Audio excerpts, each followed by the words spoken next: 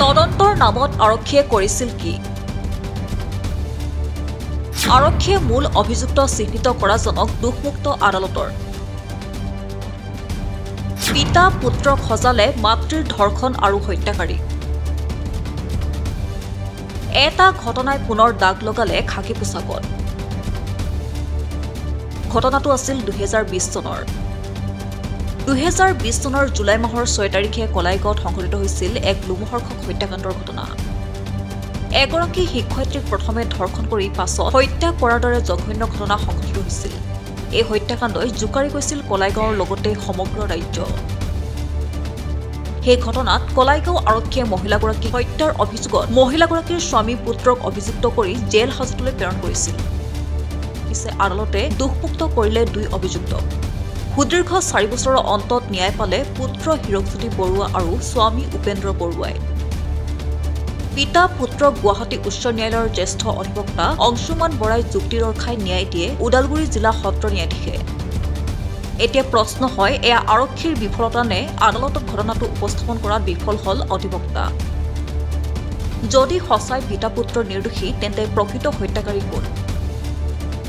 2020 চনত মোৰ মাতৃৰ মৃত্যুত আমাক হত্যাকাৰী সজাই মনাই সজা কাহিনীৰে হত্যাকাৰী সজাই আমাক মিছা গোচৰত আজি 4টা বছৰে আমাক দীঘলীয়া এটা আইনী প্ৰক্ৰিয়াৰ মাজত পৰি আজি আমি ন্যায় পালোঁ।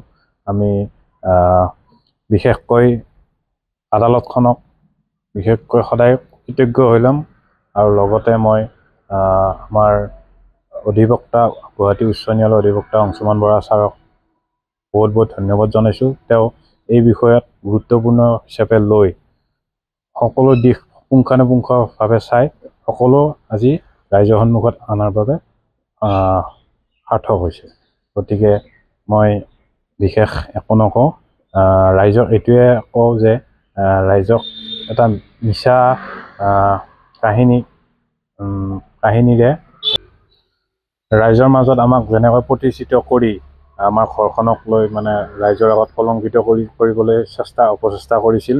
আজি সকলোৱে এই বিষয়ে অৱগত যে আমাক মহামান্য আদালতে সকলো দিশ চাই আমাক ন্যায় প্ৰদান কৰিছে আৰু মই মোৰ মাৰ আত্মাক যাতে শান্তি পায়, কাৰণ মোৰ যিহেতু মোৰ মাৰ মৃত্যুত এটা মিছা অপপ্ৰচাৰে আমাক এই ঘটনাৰ লগত জড়িত কৰাইছিল। গতিকে মাৰ বিদেশী আত্মাৰ ওচৰত মই প্ৰণাম জনাইছোঁ। সেই সময়ত যেনেকৈ তোমালোকৰ ঘৰৰ পুলিচে তদন্ত আঁতৰলৈ লৈ গৈছিল, কেনেকুৱা ধৰণৰ হেৰি কৰিছিল? এইবিলাক আৰু মই মনত পেলাব ইচ্ছা নাই, কাৰণ সেই যোৱা 4টা বছৰ আগত মোৰ লগত যিখিনি হৈছিল সেইখিনি যাতে কাৰো লগত নহওক, কাৰণ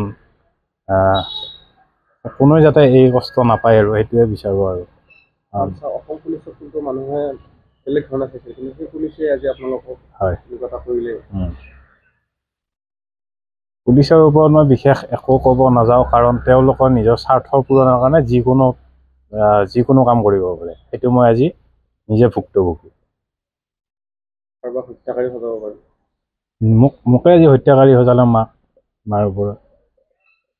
ইয়াৰ পিছত কি বিচাৰিবা? নিশ্চয় ইয়াৰ পিছত মানে আমাৰ যিটো ক্ষতিপূৰণ হ'ল, যিখিনি ক্ষতি হ'ল সেইটোতো আৰু ঘূৰাই আনিব নোৱাৰোঁ।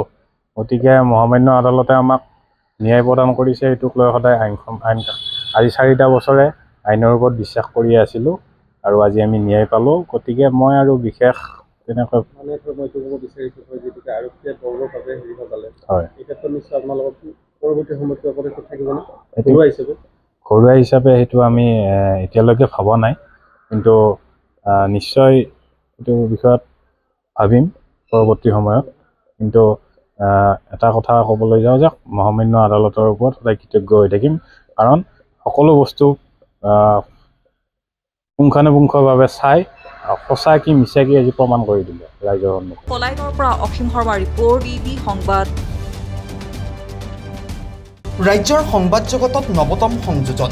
আমি খোজ দিম জনতাৰ পক্ষত। প্ৰতিটো প্ৰান্তৰ প্ৰতিটো খবৰ পোনপ্ৰথমত। আজি সংযুক্ত হওক PB সংবাদৰ সৈতে। প্ৰতিটো সমষ্টিৰ পৰা বিচৰা হৈছে সংবাদ প্ৰতিনিধি আজি প্ৰেৰণ কৰক আপোনাৰ চিঠি। আমাৰ ইমেইল এড্ৰেছ pbsongvad277@gmail.com আমাৰ হোৱাটছএপ নম্বৰ 6001249592